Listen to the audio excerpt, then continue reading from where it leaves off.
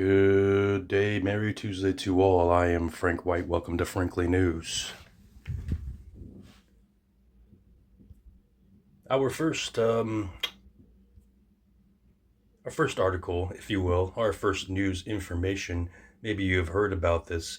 It's a recent federal case involving Elaine Wang, the former mayor of Arcadia, California.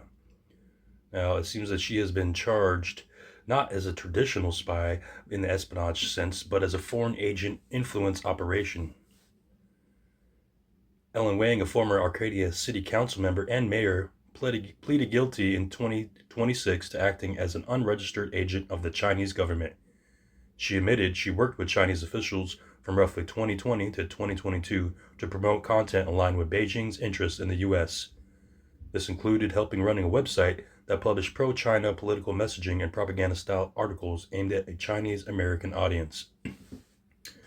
Now, authorities say that she coordinated with Chinese officials via encrypted message apps, published or boosted articles at their direction, and failed to disclose she was acting on behalf of a foreign government as required by U.S. law, also known as the Foreign Agents Registration Act. Now, she was not charged with spying. Instead, she has been charged with acting as an unregistered foreign agent. This is about undeclared political influence, not stealing classified information. The outcome so far is she has resigned from office and pled guilty, and she faces up to 10 years in federal prison at sentencing that's scheduled later in 2026.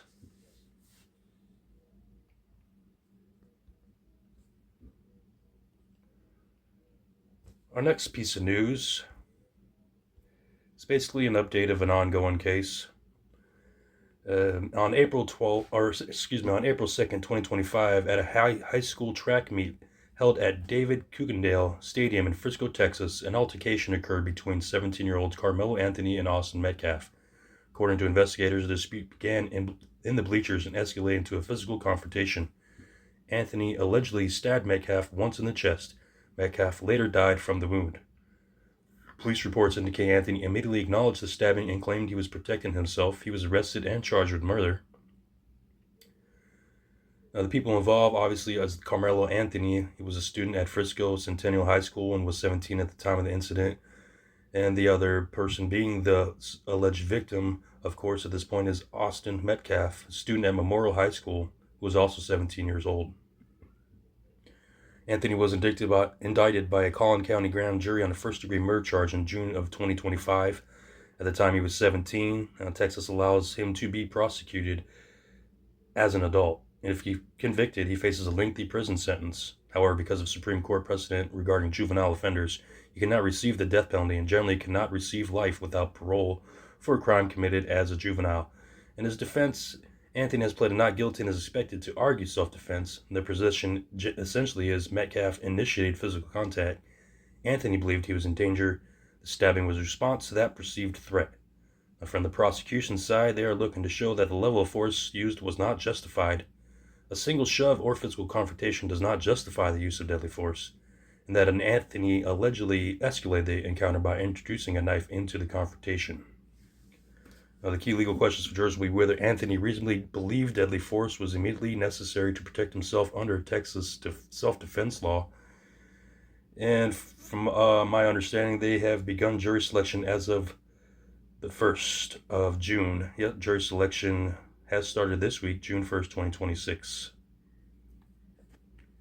We'll keep you tuned in for that. A lot of people are interested in that situation. It's unfortunate, of course, a loss of life and a loss of another life is possible as the defendant faces a lifetime incarcerated. And of course, the victim is no longer with us.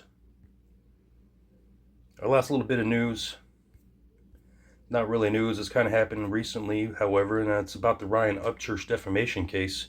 It's a significant lawsuit involving a social media creator and a true crime commentary.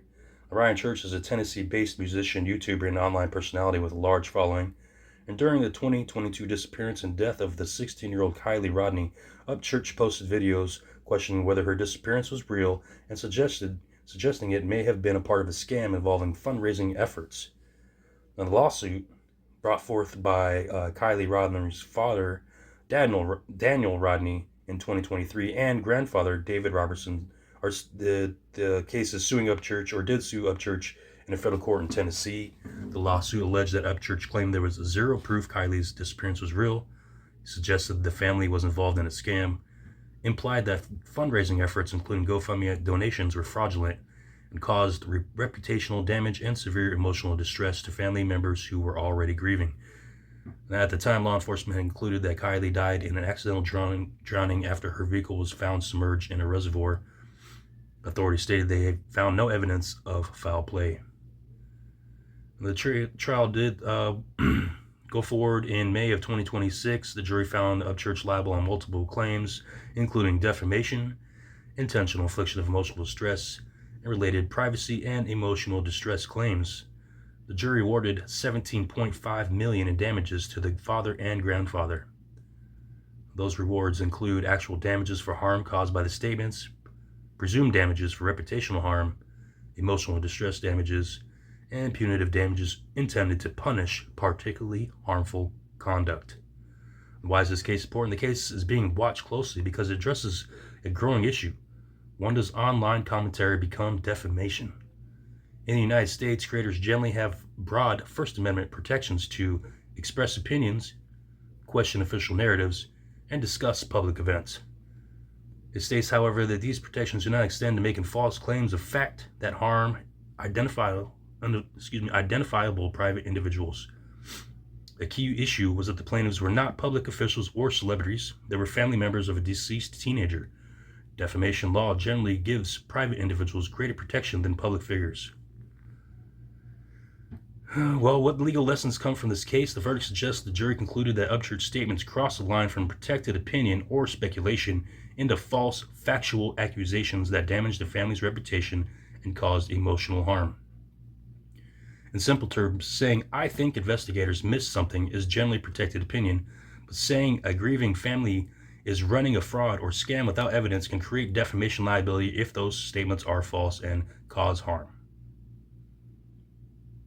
Keep in mind that the verdict is recent and post-trial motions or appeals may still affect the final outcome.